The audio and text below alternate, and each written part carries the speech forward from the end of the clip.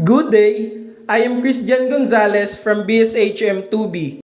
In this presentation, I will going to explain and relate the statement with the food service establishments that you have dined at before or during this global pandemic, reflect on the strategies they adopted to be able to push through with their operations amid different circumstances and different markets.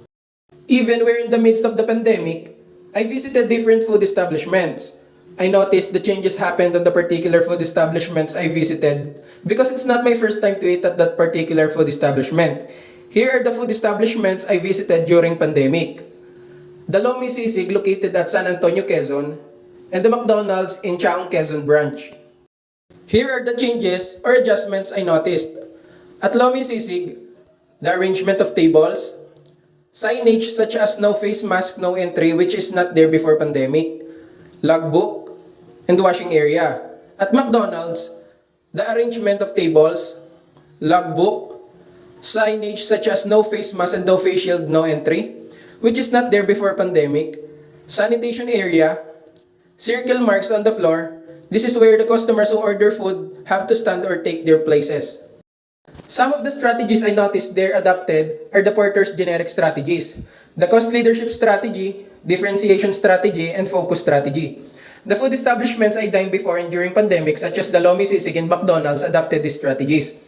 In terms of cost leadership strategy, or the strategy that focuses on increasing profits by reducing operational costs and charging lower prices, I noticed that both McDonald's and Lomi Sisig both adopted this strategy. McDonald's lowered the prices of some of their meals or foods in order to attract customers because in cost leadership strategy, if two companies or food establishment produce nearly identical products that sell for the same price in the market, the company with lower expenses has a higher profit per sale advantage. This is maybe the reason why McDonald's adopted this strategy because near McDonald's Chaong branch is a Jollibee that sells almost the same foods as McDonald's. In Lomi Sisig, it's the same as what McDonald's did. It also reduced the cost or prices of their foods in order to outdo nearby eateries with the same food served. I find it effective because now that we're in the midst of pandemic, it is difficult to make money. So often, if a person chooses between two food establishments that offer almost the same food, the food establishment with the lower price of the food is where that customers will dine.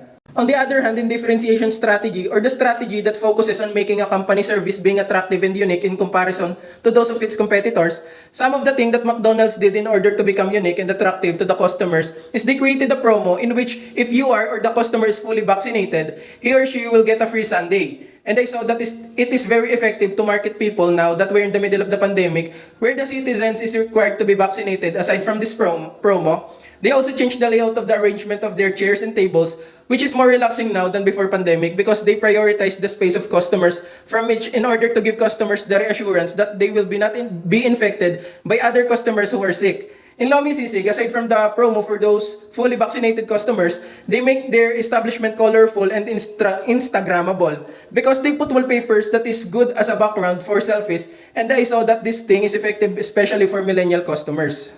The last strategy they adopted is the focus strategy, or the strategy that concentrates on developing services to niche market.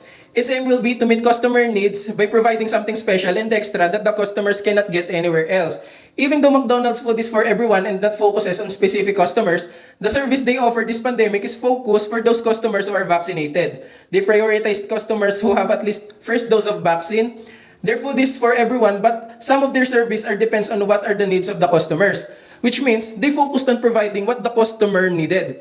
In Lomi Sisig, aside from focusing on giving service to those vaccinated customers, they also focused on serving different foods for different customers. This pandemic, they offer foods that is good for every type of customers. Before pandemic, they only have sisig and lomi in their menu. But now, they also serve different meals like silog meals, pansit, different dishes like dinuguan, menudo, etc.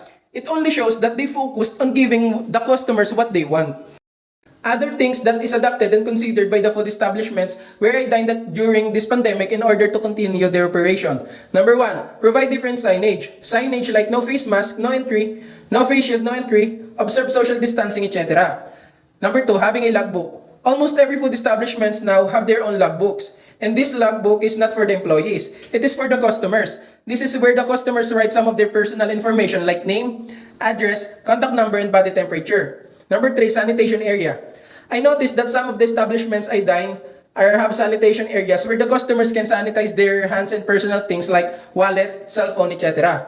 4. Appropriate distance of tables from other tables. Food establishments follow this protocol in order to practice the so-called social distancing. 5 is employees must be vaccinated. It is required for every employees of different food establishments. 6. Regular sanitation of store. Different food establishments now is required to do a regular store sanitation in order to assure that the store is safe. 7. Limited customers inside the food establishments. This is the obvious thing that almost every food establishments did. They lessened the number of customers allowed inside the store in order to prevent the store from being crowded and to successfully create a distance from other customers. These are the things and adjustments I noticed from different food establishments during this pandemic. That's all. Thank you.